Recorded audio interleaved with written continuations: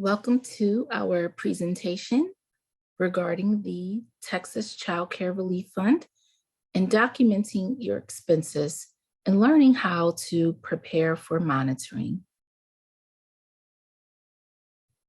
Today's conversation, we will review how you can use your CCRF funds. What documentation do you need to substantiate your spending? What to do if you are selected for monitoring, and what support and resources are available to guide you through the process. In the spring of 2020, the COVID-19 pandemic struck the nation and since has strongly impacted Texas businesses, especially childcares. To help childcare businesses address the higher costs and reduced income experienced as a result of the pandemic, the Texas Workforce Commission, TWC, launched the Texas Child Care Relief Fund, which reimburses child care center and home providers for documented business-related costs incurred between January 1st, 2021 and August 31st, 2021. And just remember that currently providers can continue to request their funds through November 30th, 2021. However, the spending window still remains the same, ending on August 31st, 2021.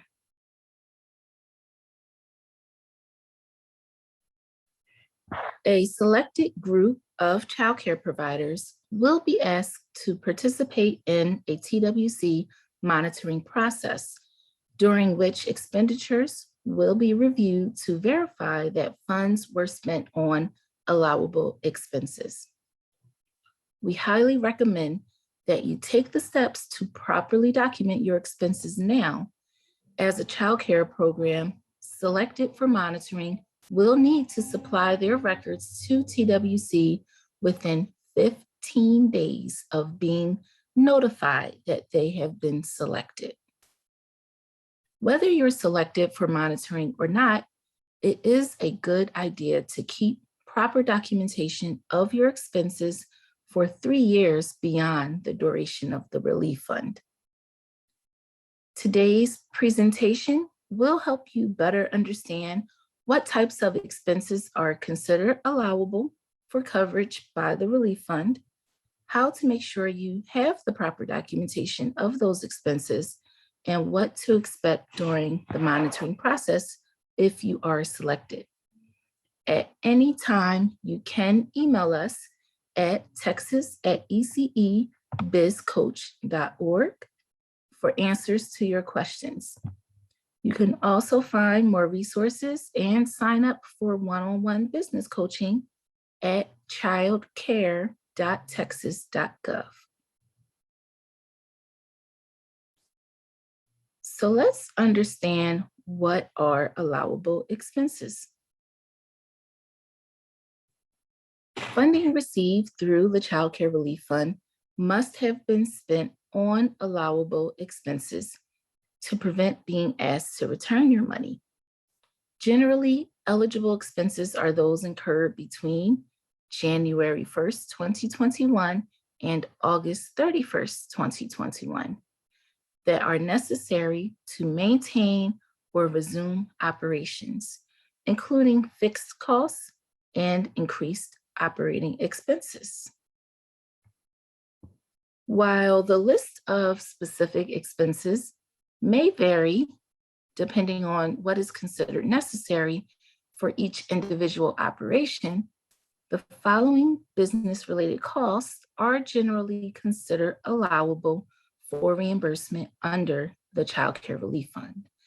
And that is rent, mortgage, property taxes, and insurance related to the business or employee benefits, utility costs, including gas, electricity, telephone, and internet, payroll, employment and personnel costs, including documented sole proprietor pay, company benefits and 1099 contractors, personal protective equipment, also known as PPE, cleaning supplies, classroom supplies, office supplies, minor renovations and repairs.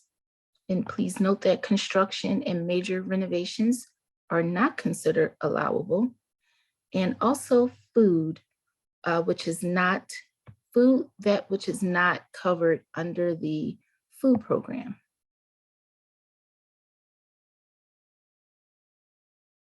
And just remember, as a general rule, allowable expenses must be necessary to maintain or resume operations.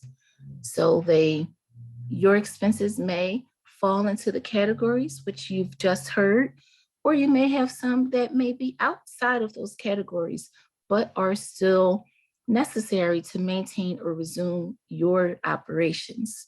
Just be sure that you're able to document and justify the expense in case it is questioned during your monitoring.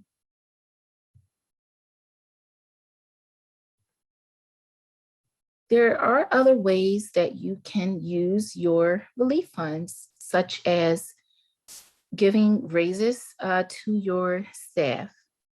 So using Child Care Relief Funds for temporary pay increases and bonuses is a great way to push much needed funding into the childcare industry and reward your hardworking employees. And you can learn more about how to issue temporary pay increases or bonuses at childcare.texas.gov, in which we do have a guide on doing so. So please know that that is an acceptable use of funds.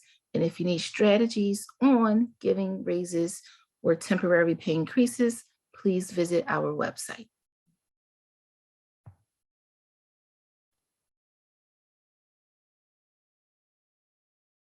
Funds can be used to pay yourself if you are a sole proprietor or if you are a W-2 employee, but it will depend on the circumstances. Any payments made to owners should be treated as you would treat any other regular payroll. If you receive pay as a W-2 employee, then yes, you would use the same documentation as you would for any paid employee. If you are a sole proprietor, payments cannot exceed your revenue.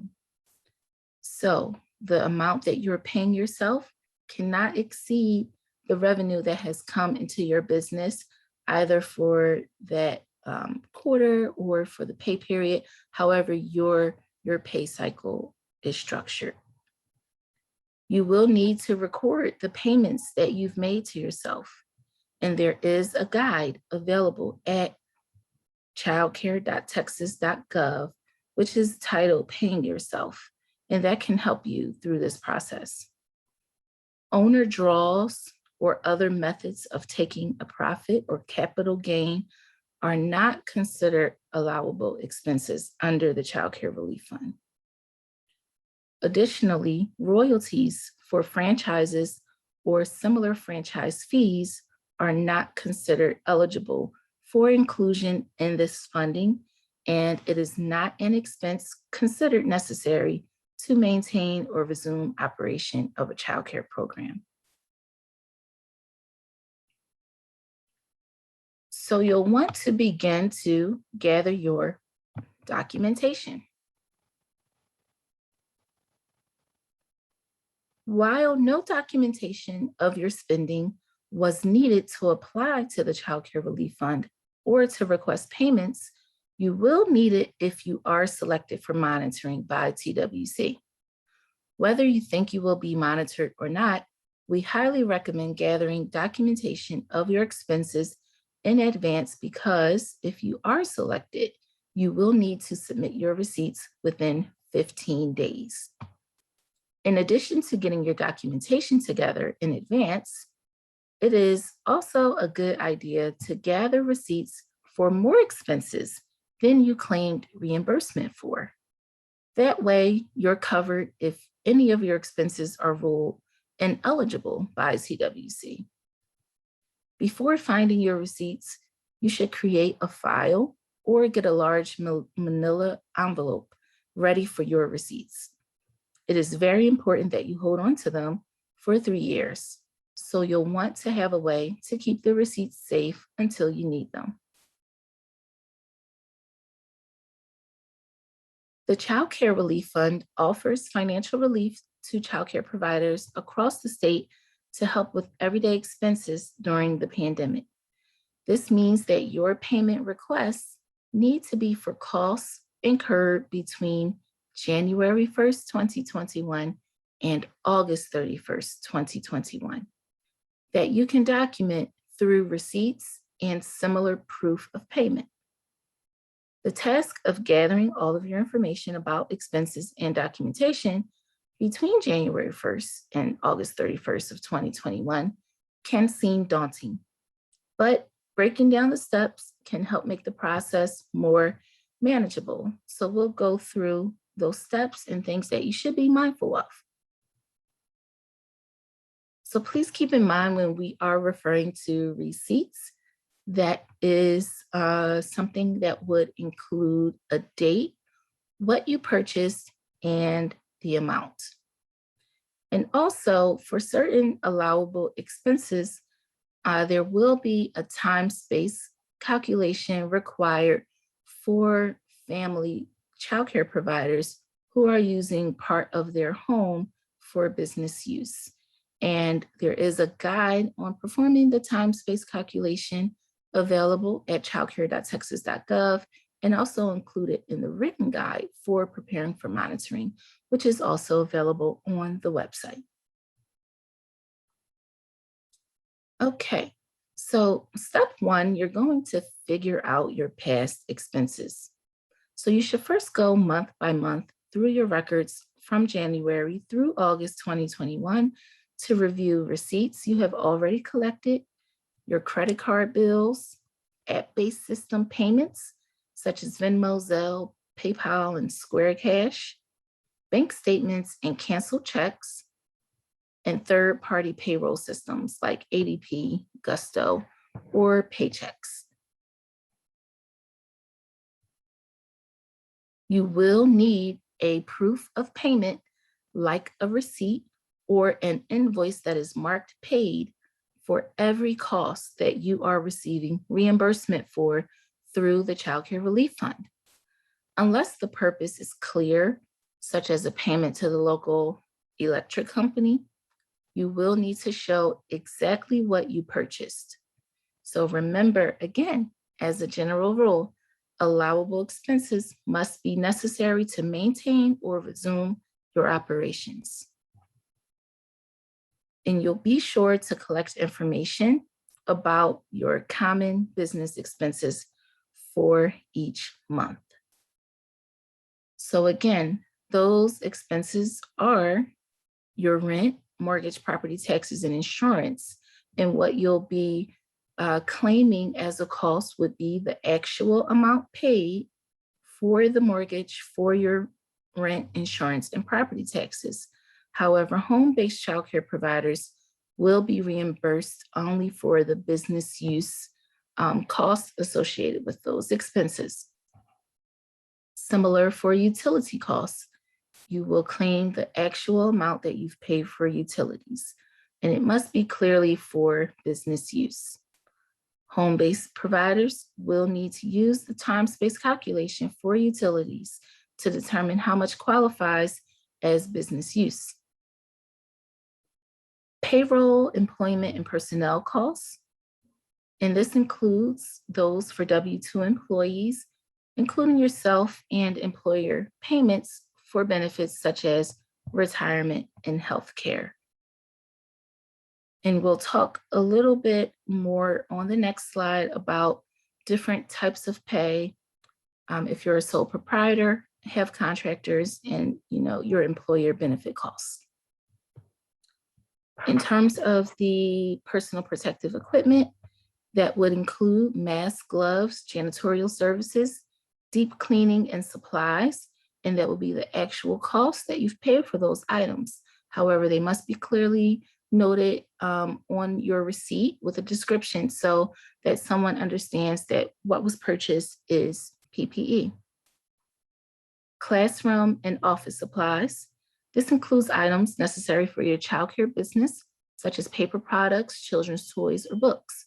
Again, the actual receipts for those items describing the items that were purchased.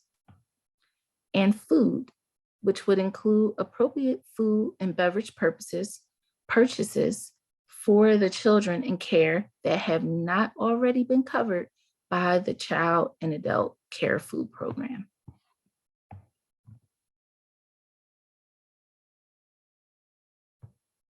For sole proprietor pay, if you're a sole proprietor paying yourself, you'll need to have proof of payment such as a payroll report or pay by check, bank transfer, or at payment where it documents that this was payroll for a given period in the memo section, and it must not exceed the revenue for the same time period. So for example, if you took in $1,000 for the month in revenue, you could not claim payroll of $1,500 for yourself. Contractors, who are often called 1099 employees, can be included in your costs, but do make sure that they are classified as contractors appropriately. And you can learn more about that on our guide, which is titled Contractor or Employee, available at childcare.texas.gov. You can also include employer benefit costs for company-sponsored programs offered to all employees and employer payroll taxes for unemployment insurance and other programs.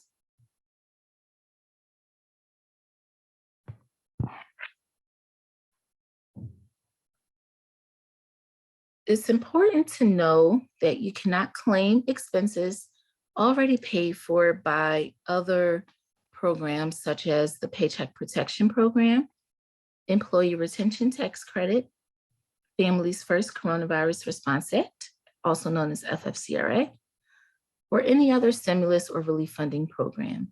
That would be considered double dipping.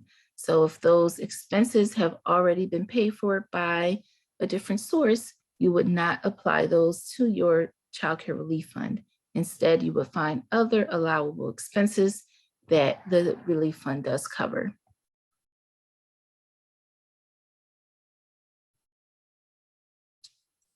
So it's great to talk through shared expenses, since that will be a big component of home-based providers' costs for CCRF. In terms of the business use of your phone, for cell phones, well, for phones, cell phones or home phones, you can determine what percentage of the time has been used for business by adding the number of minutes used for business. Keep in mind, this should only be for the business owners or employees part of the bill. So for example, Novelette's phone bill is $150 per month. She made 30 calls that totaled 200 minutes, and the 20 calls that were for business totaled 120 minutes. So using minutes, she could claim business use of 120 minutes divided by 200, which were her total minutes used, which is 60%. So she's using her phone 60% of the time for business use. If she multiplies the bill of $150 by 60%, that means she can report $90 in business costs for the Child Care Relief Fund for that month.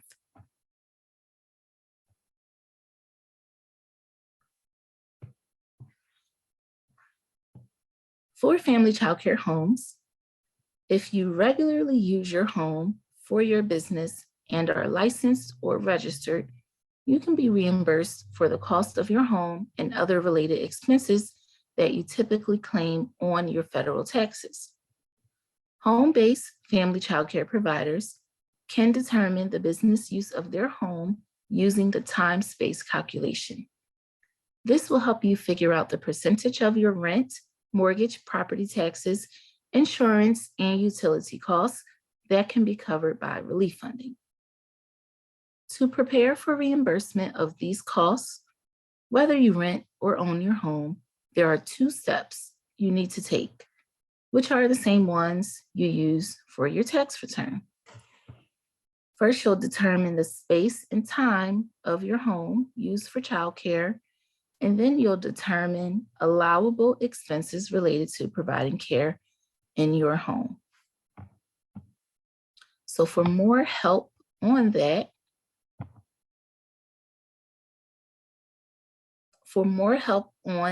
the time-space calculation, you can book a call with a coach, or you can view the step-by-step guide, which is included in the Preparing for CCRF Monitoring Guide in its attachment B, and it will take you through the time-space calculation, and there's even a spreadsheet to help you as well. Okay, now that you have a clear picture of the expenses that you've incurred between January 1, 2021 and August 31st, 2021, you want to make sure that you have proper documentation for each of those expenses. A receipt or other proof of payment should show that you paid the expense, so it would be marked paid or show the method of payment, what you paid for, unless it's very clear, like a utility company payment, the amount you paid, the date you paid it, and a description of the item purchased or service rendered. Some examples of a valid receipt or proof of payment would be an itemized receipt from Target or Walmart, a payment confirmation from the electric company, or a canceled check for payment to a utility company, a summary report from your payroll company. So those are some examples. A tip for managing your receipts, searching for your larger allowable expenses first can also help to streamline the process, as several larger expenses like rent or payroll will take less time to find than finding multiple individual receipts for smaller expenses like classroom supplies. So whenever you can, you should try to look to find some of those larger expenses that you've incurred so that you can get to your award amount for the relief fund and have enough documentation just using those larger expenses. And there is an attachment included in the monitoring preparation guide, which is attachment A, and there are worksheets which can help you organize your records and your costs. And so next you're going to create a backup of your receipts. Before you apply, create a digital backup of your receipts and proofs of payment by taking pictures or scanning the documentation, if possible. You do need to keep your receipts for 3 years, so this will provide a backup in case something happens to the original hard copies of your receipts.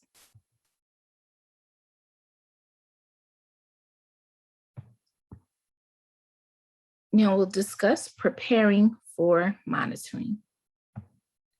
So you've been selected for monitoring. What do you do now? Getting selected for monitoring can seem intimidating, but there are 2 important points to remember. First, the TWC monitoring team does not want to take your money back. They are just here to review your spending and to make sure everything is accurately recorded. And secondly, we're here to help. At any time in the monitoring process, you can email us at texas@ecebizcoach with your questions, or you can sign up for free one-on-one business coaching at childcare.texas.gov. And to help you feel more at ease, we'll go through an outline of what you should expect during the monitoring process. So if you are selected for monitoring, you will first receive an engagement letter from TWC.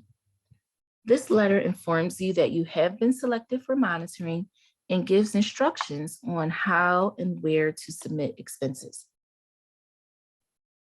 Child care providers will also receive a document request list outlining categories of receipts requested, as well as instructions to submit documentation by mail or through the online system SharePoint.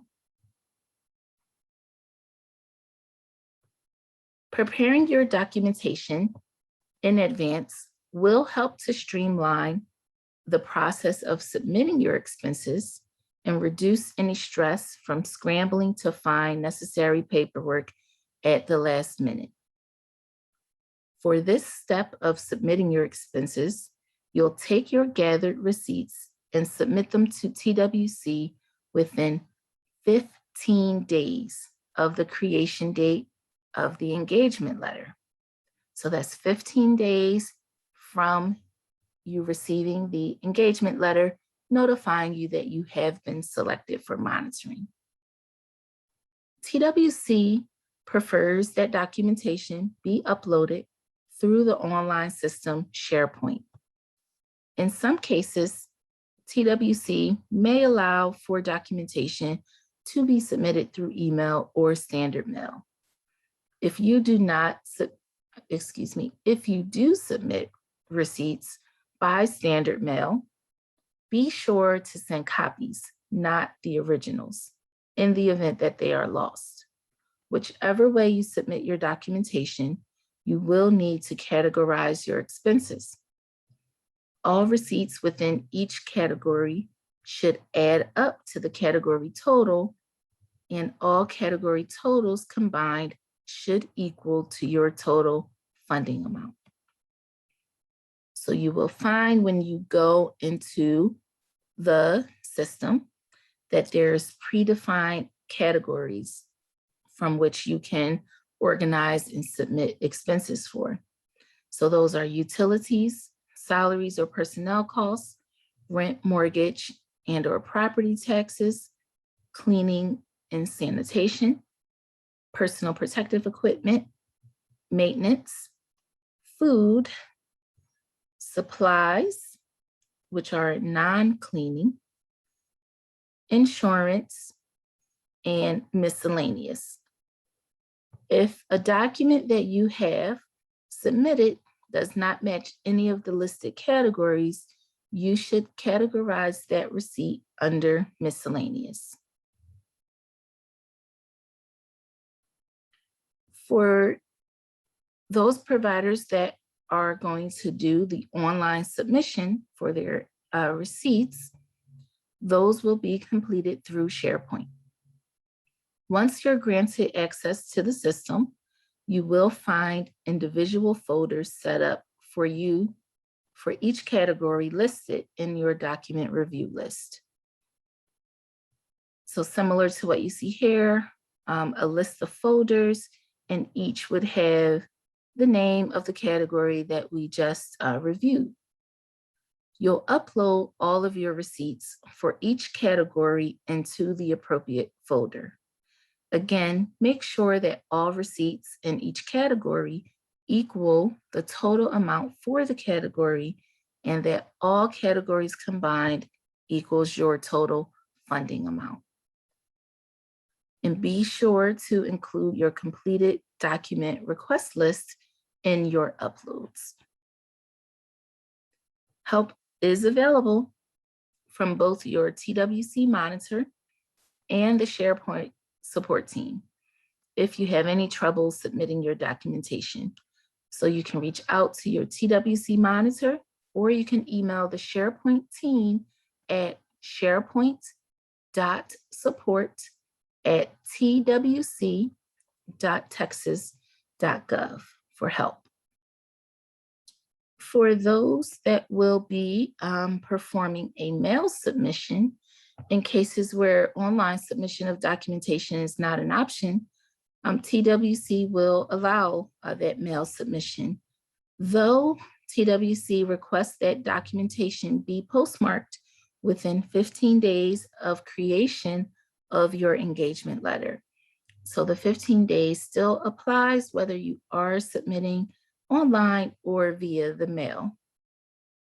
It's a good idea to label each receipt with the category name and ensure the amount you requested reimbursement for is clearly listed. Be sure to send copies of your documentation and keep your originals somewhere safe, just in case your documents are lost in the mail. You should also include a completed document review list with your submission, with a list of category totals and documentation totals. We suggest sending documents by certified mail with a tracking number.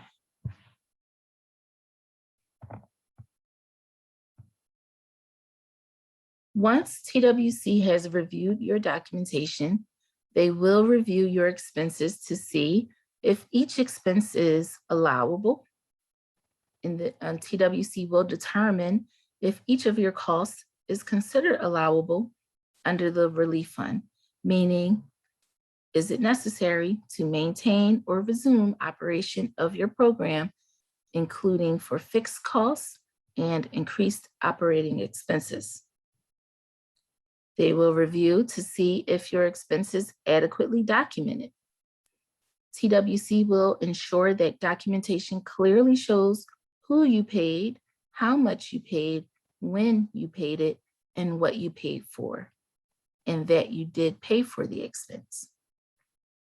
And they'll also review to ensure that the expenses between January 1st, 2021 through August 31st, 2021, which are the dates of your contract window. TWC may reach out for more information about your expenses or documentation during this review process. After reviewing your information, your TWC monitor will put together a report of their findings and discuss any issues that they found with you. In some cases, TWC may find some of your expenses to be ineligible for reimbursement through the relief fund. So we do recommend gathering more receipts than you will need, just in case some of your costs are not allowed. Keep in mind that you can meet with a coach to help you with identifying and documenting costs by registering for coaching at childcare.texas.gov. And also remember that TWC does not want to take back your money. So having backup costs will be helpful for everyone involved. There are some resources available for you to organize and categorize and document your expenses prior to submitting, just to ensure that you have gathered up enough receipts to cover your costs. Those cost worksheets are included in the written guide on preparing for CCRF monitoring, in addition to guidance on the business use of your home. And this does include a step-by-step time-space calculation for home-based providers. And we do encourage you to seek support via your business coach if you do need help performing the time-space calculation. So in addition to the resources that we just listed, there are also relevant resources on childcare business practices located at childcare.texas.gov. All resources and one-on-one support are available in English and in Spanish. So please feel free to email us with any questions that you have at texas@ecebizcoach, or visit our website, childcare.texas.gov, or register for one-on-one coaching by visiting childcare.texas.gov and signing up to connect with a business coach. Thank you.